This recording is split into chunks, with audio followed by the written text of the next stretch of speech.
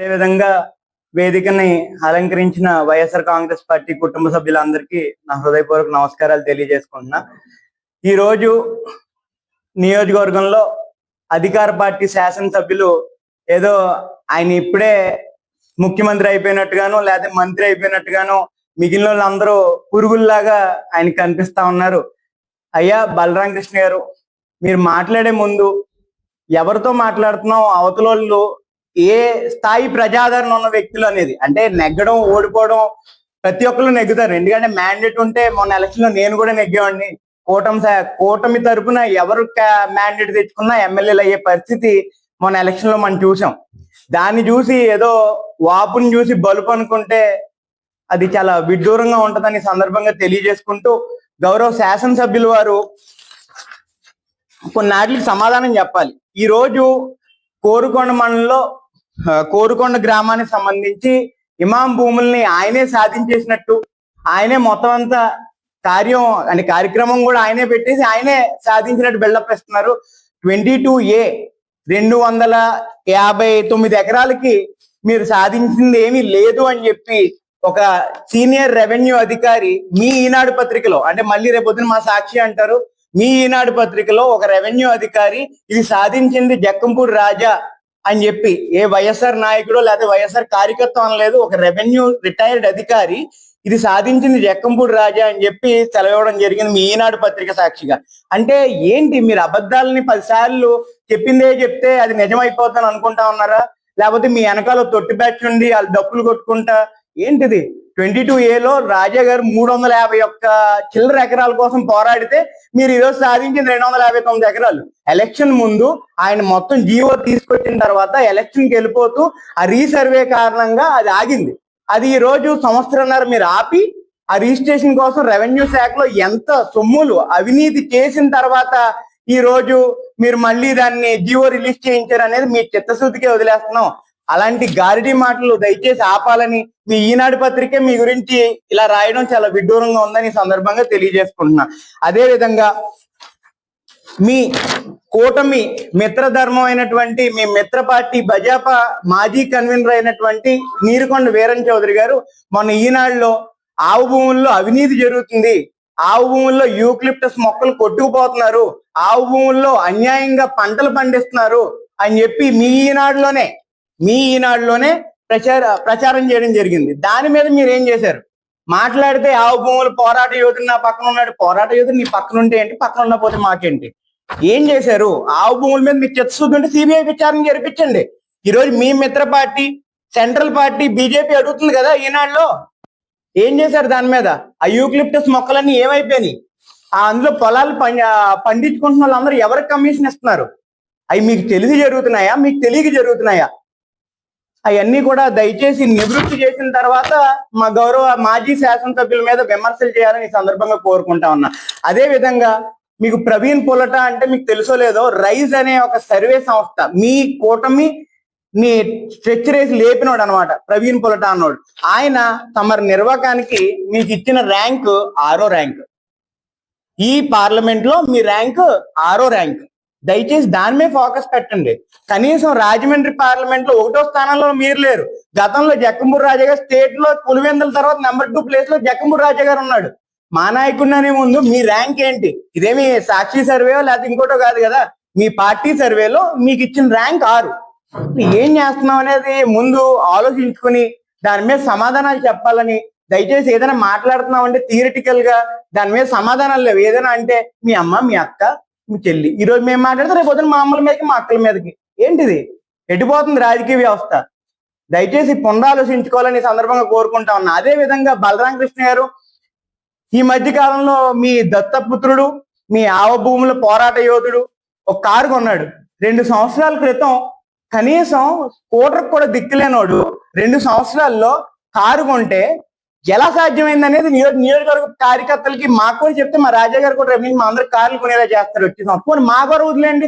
మీ మిత్ర పార్టీలు తెలుగుదేశంలో అల్మటో రామచంద్ర అంటే ఏడుస్తున్నారు, వాళ్ళకి నేర్పండి. 2 సంవత్సరాల్లో బండి కూడా దిక్కులేనోడు కారు కొనడానికి ఏ రకమైన ఇన్కమ్ సోర్స్ మీరు తీసుకొచ్చారు? ఈ రోజు మీరు గర్వంగా చెప్తున్నారు కదా, మా ఆవిడ ముక్కు పుడకతో సహా నేను అకౌంటబిలిటీ ఉందని. మీకు ఒక్కరికి అకౌంటబిలిటీ ఉంటే సరిపోద్దా? మీ కూడా ఉన్న వాళ్ళకి అకౌంటబిలిటీ అక్కర్లేదా?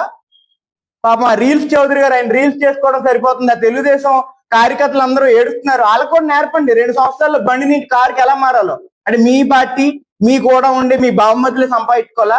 జనసేనలో ప్రాణం పెట్టి పనిచేసిన వాళ్ళు ఉన్నారు, వాళ్ళకు కూడా కార్లు కొనండి. ఆదాయం ఎలా వస్తుంది? ఐటీ రిటర్న్స్ గురించి ఈరోజు మీరు చాలా విజ్ఞులుగా మాట్లాడారు. మాకు తెలుసు ఐటీఆర్స్ గురించి. అది ఏ రకమైన ఇన్కమ్ వస్తే ఒక ప్రిస్క్రిప్షన్ రాయలేని డాక్టర్ ఏ రకంగా 2 సంవత్సరాల్లో కారు కొన్నాడు? దాని మీద బహిరంగ చర్చకి మీరు సిద్ధమా? దాని గురించి సమాధానం చెప్పండి. అంతేగాని ఏదో మొన్న ఏమైందండి, ఒక పబ్లిక్ మా ఆవిర్భావ దినోత్సవం రోజు గౌరవ మాజీ శాసనసభ్యుల వారు విమర్శ చేశారు.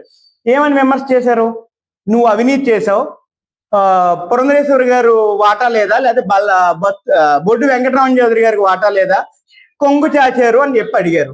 కానీ నాకు తెలియక అడుగుతా, ఇప్పుడు ఒక భార్యగా ఆయన హక్కుని ఆవిడ వాటా తీసుకుని సిఎంఆర్ఎఫ్ చెక్కులు పంచిపెడుతూ ఇనాగరేషన్లకు వెళ్తూ అన్ని అధికార దర్పాలని ఆవిడ అనుభవిస్తున్నప్పుడు ఆయన అవినీతి చేసిన సొమ్ము ఎక్కడికి వెళ్తుంది?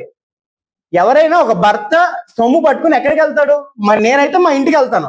మా ఇంటికి వెళ్ళినప్పుడు నా భార్యకు కూడా హక్కే కదా అవినీతి మీద. దాంట్లో తప్పే ఉంది?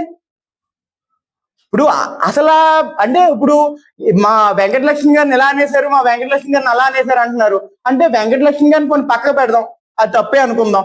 అంటే మీరు అవినీతి చేశారని, బొడ్డు గారు అవినీతి చేశారని, పురంధేశ్వరి గారు అవినీతి చేశారని మీరు ఒప్పుకున్నారా? అంటే వెంకటలక్ష్మి గారు చొంగు జాతలేదు అంటున్నారు, సరే పక్కన పెడదాం. ఆవిడ చొంగు జాతలే, మీరందరూ అవినీతి చేశారని మీరు ఒప్పుకుంటున్నారా? అంటే ఏంటి, ఏదో షోకేసింగ్ కింద సైడ్ ట్రాక్ పట్టించి సెంటిమెంటల్ గా ఏదో ఓదార్పు యాత్ర. మళ్ళీ ఆ వెనకాల తొట్టిగాళ్ళు అందరూ బయలుదేరారు, మహిళలు అనేశారు. ఎవరండి? ఈరోజు నియోజకవర్గంలో ప్రతి ఆడపడుచుని అడిగితే చెప్తారు జక్కంపూడి రాజా అంటే ఏంటి, జక్కంపూడి విజయలక్ష్మి గారు అంటే ఏంటి అనేది. మళ్ళీ మీకే చూపిస్తా. ఈరోజు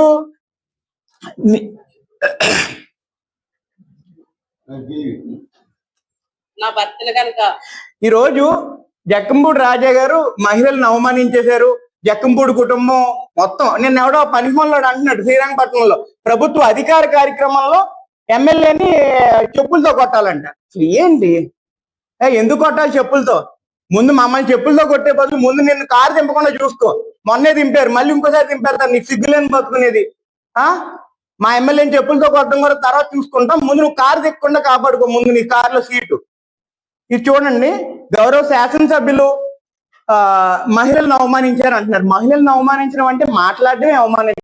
దీవించి ఆశీర్వదించి మీ ఓటు గాజు గ్లాస్ పై వేసి అసెంబ్లీగా పంపిస్తే నా భర్త 5 సంవత్సరాలు ఎమ్మెల్యేగా పనిచేసేటప్పుడు నేను అందరికి మీ ఇంటి ఆడపడుచుగా నేను మీ ఇంట్లో ఏ బిడ్డ ఆడబిడ్డకు పెళ్లి చేసుకున్నా నేను మీ ఇంటికి వచ్చి వాళ్ళకి పసుపు కుంకుమ చీర 2 బంగారు సూత్రాలు కూడా కానుక ఇచ్చి, పెళ్లి కానుక ఇచ్చి మీ ఇంటి ఆడబిడ్డను మీ ఇంటి ఆడబిడ్డలు అందరినీ కూడా దీవించి నేను మీ రుణం తీర్చుకుంటాను.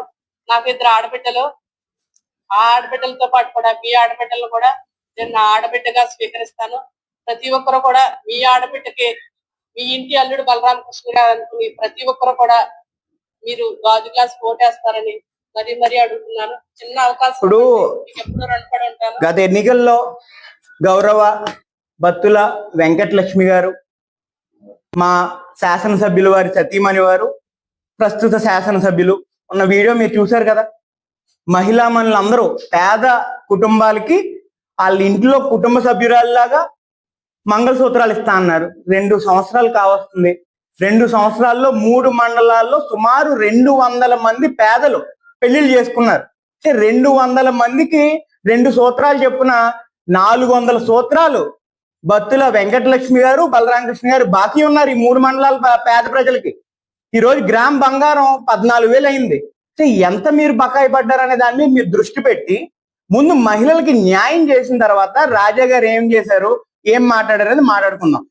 ఈ రోజు ఏ గడపను తట్టినా ఏది మా అల్లుడు వస్తాడా, మా కూతురు వస్తుందా, ఎప్పుడు నా చిన్న కూతుర్ని అత్తోరింటికి పంపుదామా అని పేద ప్రజలందరూ చూస్తా ఉన్నారు. దాని గురించి మాట్లాడుకుందాం బలరామకృష్ణ గారు. మీ వెనకాల ఉన్న తొట్టివాడికి కూడా రమ్మనండి, దాని మీద బహిరంగ చర్చ తీసుకుందాం. ఎవరు ఇచ్చిన మాటకి కట్టుబడి ఉండడం కోసం తన ఆస్తిని సైతం తన జీవితాన్ని సైతం తాకట్టు పెట్టిన వ్యక్తి జక్కంపూడి రాజా అని ఈ సందర్భంగా తెలియజేసుకుంటున్నా. 5 సంవత్సరాలు శాసనసభ్యుడిగా పనిచేసి ఏం సంపాదించారు? కుటుంబం ఉందా? అవన్నీ ఎవరికి తెలియదా? అంటే మీరేదో మసి చేసి మారిడిగా చేస్తే ఉన్నాయన్నీ మారిపోతాయని మీరు అనుకుంటున్నారా? ముందు ఆ బాకీ కూడా తేలిస్తే 3 మండలాల పేద ప్రజలకు మీరు ఇవ్వాల్సిన మంగళసూత్రాలు కూడా తేల్చిన తర్వాత మహిళల అవమానంపై మా మహిళా నాయకులందరూ బహిరంగ చర్చకు వస్తారని ఈ సందర్భంగా తెలియజేసుకుంటూ, మరొకసారి మీరు గౌరవ శాసనసభ్యులుగా అదే విధంగా మా ప్రతిపక్ష నాయకుడైనటువంటి జక్కంపూడి రాజా గారితో మీరిద్దరు సముద్యోగులు, మీరిద్దరు మాట్లాడుకోండి. అంతేగాని పనికిమాల వాళ్ళు అందరితో మాట్లాడిస్తే అది రేపొద్దున మీకు కూడా రిటర్న్ గిఫ్ట్ గా వస్తుంది. మర్చిపోకండి. మీరు విమర్శించండి రాజా గారు మిమ్మల్ని విమర్శిస్తారు. మీరిద్దరు ఒక సముద్యోగులు. ఈ రోజు ఎవరు అవుననుకున్నా కాదనుకున్నా మీరు ఒక శాసనసభ్యులు, మీరు మాట్లాడుకోవాలి. అంతేగాని రేపొద్దున ఏదో పనికిమాలోడు ఉన్నాడు ఆడితో మాట్లాడిద్దామంటే రేపొద్దున మా వెనకాల 100 మంది పనికిమాలోళ్ళు ఉన్నారు. నాలటోడు తయారవుతాడు, నేను పనికిమాలోనే, మాలటోళ్ళు 100 మంది తయారవుతారు మీ మీదకి. దయచేసి ఆ సాంప్రదాయం మీ నుంచి కట్ చేసి దాన్ని ముందుకు తీసుకెళ్లాలని సవినయంగా కోరుకుంటూ నాకు ఈ అవకాశం ఇచ్చినందుకు ధన్యవాదాలు.